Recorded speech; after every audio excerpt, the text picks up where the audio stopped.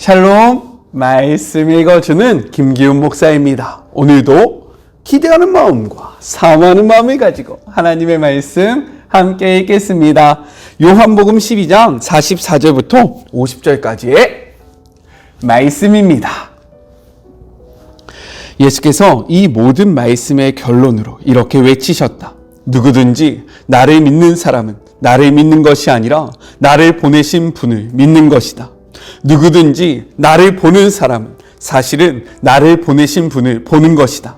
나는 이 세상에 온 빛이다. 내가 온 것은 나를 믿는 모든 사람들로 더 이상 어둠 속에 머물지 않게 하려는 것이다. 만일 누가 내 말을 듣고 진지하게 받아들이지 않는다고 해도 나는 그를 심판하지 않는다. 나는 세상을 심판하기 위해 온 것이 아니라 세상을 구원하기 위해 왔다. 그러나 나를 회피하고 내 말을 받아들이지 않는 사람은 스스로 심판받기를 선택하는 것이다.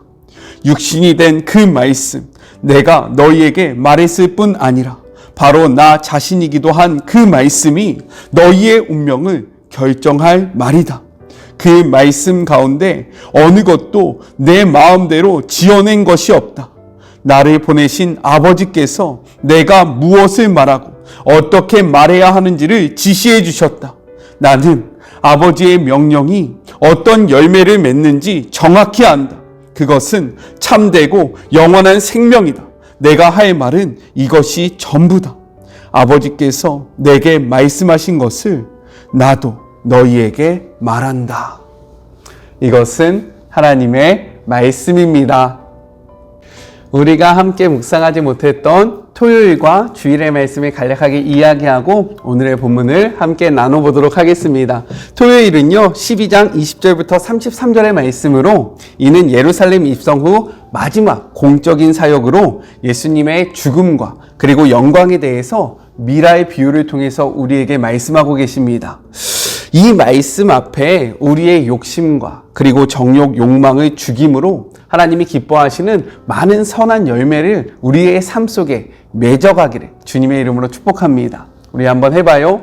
죽어야 살아나는 것이 바로 복음의 비밀입니다. 저부터 죽도록 노력하겠습니다.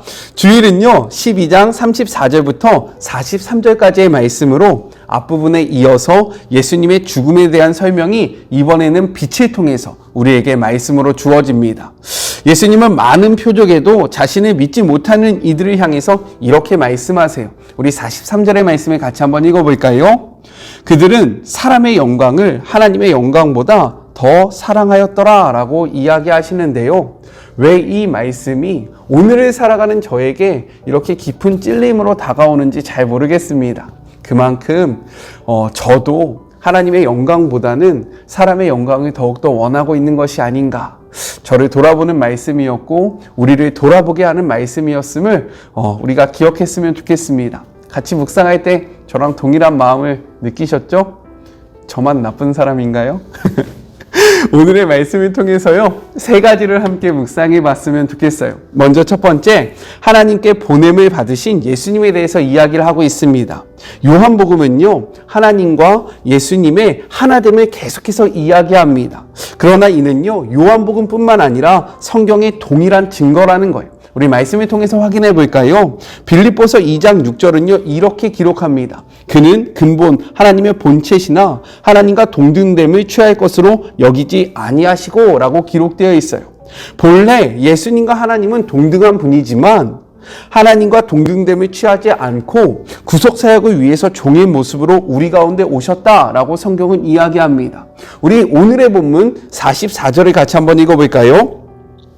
예수께서 외쳐 이르시되 나를 믿는 자는 나를 믿는 것이 아니요 나를 보내신 이를 믿는 것이며 라고 이야기합니다. 그러나 예수님은요 스스로 우리에게 오신 것이 아니라 아버지로부터 보냄을 받았다라고 말씀을 하고 계세요.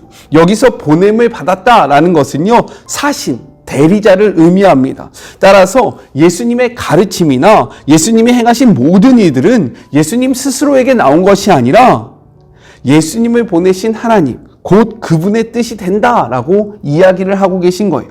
이어서 예수님은요, 계속해서 말씀하십니다. 49절의 말씀을 같이 한번 읽어볼까요? 내가 내 자의로 말한 것이 아니요 나를 보내신 아버지께서 내가 말할 것과 이룰 것을 친히 명령하여 주셨으니 라고 기록합니다. 따라서 예수님의 말씀은 곧 하나님의 말씀이 되는 것이고요, 하나님의 말씀은 곧 예수님의 말씀이 되는 것입니다. 여기서 우리가 생각할 것이 있어요. 그것이 무엇이냐?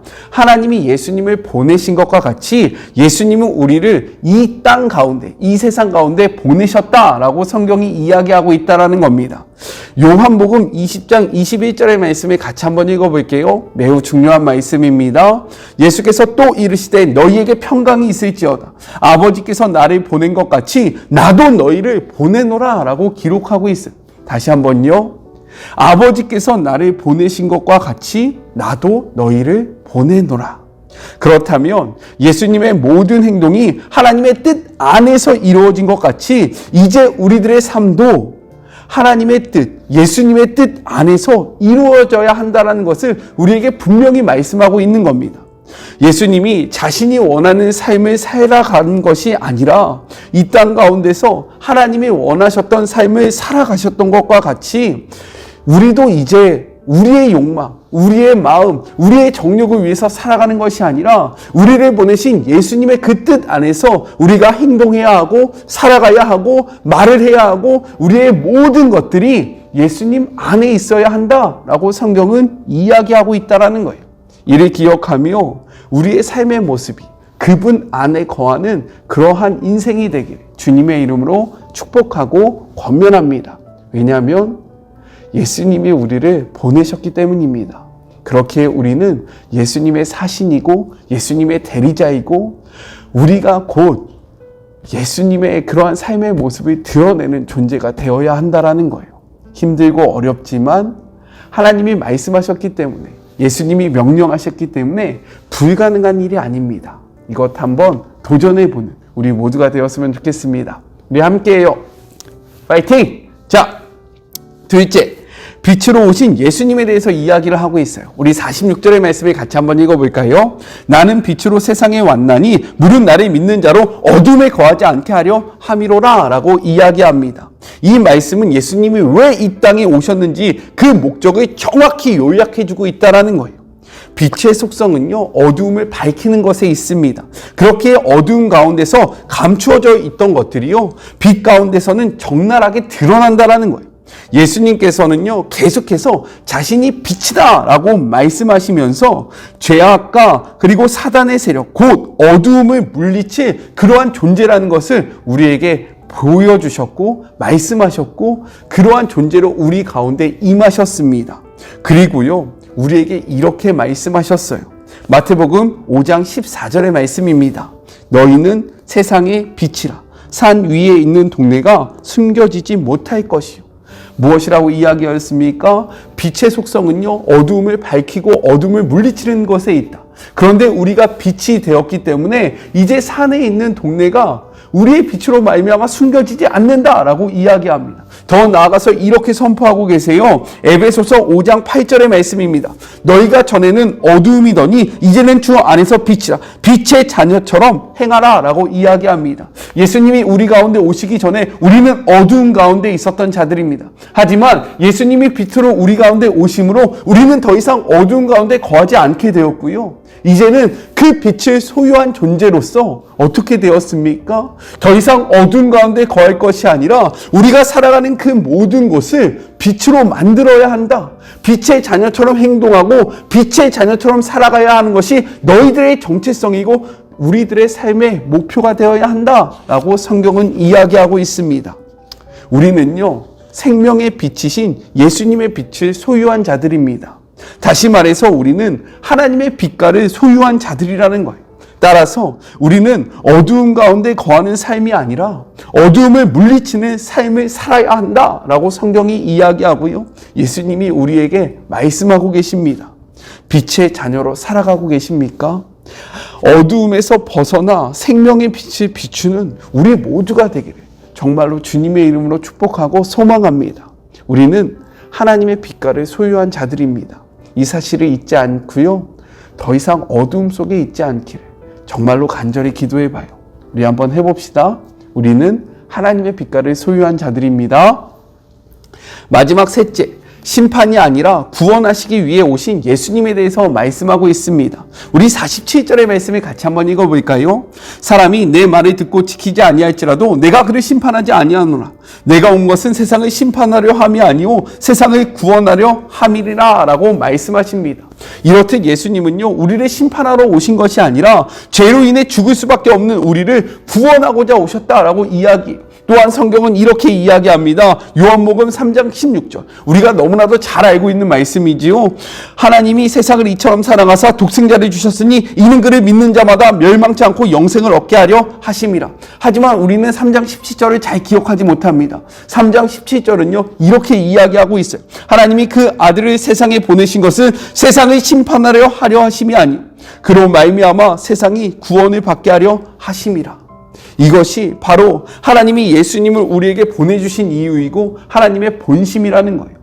중요한 것은 이제 우리에게 남겨진 반응입니다. 어두운 가운데 영원히 죽을 수밖에 없었던 우리를 위해 빛으로 이 땅에 오신 예수님을 바라보고 그분의 말씀을 믿음으로 생명길로 나아가야 한다는 거예요. 그래서 성경은 이렇게 기록하고 있습니다. 요한복음 3장 20절. 볼지어다 내가 문 밖에 서서 두드리노니 누구든지 내 음성을 듣고 문을 열면 내가 그에게 들어가 그와 더불어 먹고 그는 나와 더불어 먹으리라. 우리가 그 말씀에 반응하여 우리의 마음의 문을 열 때에 예수님이 우리 안에 들어와서 우리와 함께 거하신다라고 이야기하고 있어요. 예수님은요, 우리를 구원하기 위해서 오신 분입니다. 우리의 삶을 정죄하기 위해서 오신 분이 아니라는 거예요. 우리의 삶을 지적하기 위해서 오신 분이 아니라는 겁니다. 너 왜 그렇게밖에 못 살았어? 너 왜 이렇게밖에 살지 못해? 우리를 혼내시는 분이 아니라는 거예요.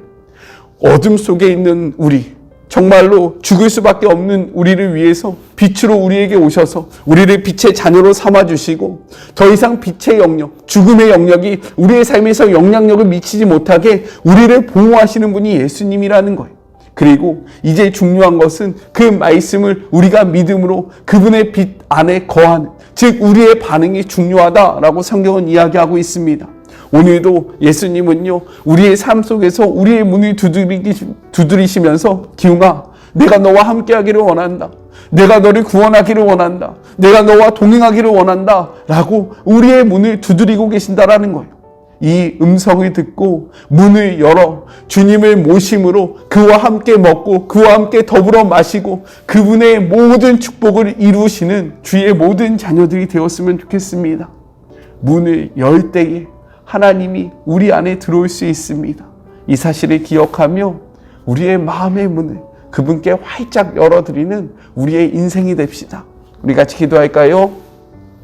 하나님 감사합니다. 오늘도 말씀을 통하여 우리를 향한 하나님의 본심이 무엇인지를 알려주심에 감사합니다. 하나님, 주님을 우리를 구원하시기를 원하십니다. 그 구원, 정말로 빛으로 오신 예수님을 마음을 활짝 열고 받아들이는 우리 모두가 되게 하여 주시옵소서. 그분의 말씀을 온전히 소유함으로 우리가 더 이상 어두움에 있지 않기를 소망하오니 하나님 아버지, 빛의 자녀로서 우리가 살아가는 그 삶의 자리에서 빛을 비추며 더 많은 사람들로 하여금 주님의 구원에 이르게 하는 축복의 통로의 역할을 감당하는 우리 모두가 되게 하여 주시옵소서. 마음의 위로가 필요한 자들, 정말로 주님의 그 치료의 강선이 필요한 자들이 있습니다. 코로나 확진으로 인하여 어려운 가운데 처한 자들이 있습니다. 하나님, 그들의 삶을 위로하여 주시옵시고 나는 여호와 라파 치료하는 하나님이라고 말씀하셨사오니 하나님 아버지, 그들의 삶을 치료하여 주시옵시고 그들에게 다시금 일어날 수 있는 힘과 용기를 허락하여 주시옵소서. 이 말씀이 정말로 살아있는 말씀으로 우리에게 오기를 소망하며 이 말씀으로 인하여 다시 한번 우리가 힘과 용기를 얻기를 소망하며 거룩하신 예수님의 이름으로 기도드립니다. 아멘. 하나님의 말씀을 소유하기를 원합니다. 하나님의 말씀을 살아내는 우리가 되었으면 좋겠습니다. 저는요, 또 내일 만나도록 할게요. 사랑하고 주님의 이름으로 축복하면서 오늘 하루도 힘내세요. 우리 내일 만나요. 안녕. 오늘도 수고하셨습니다.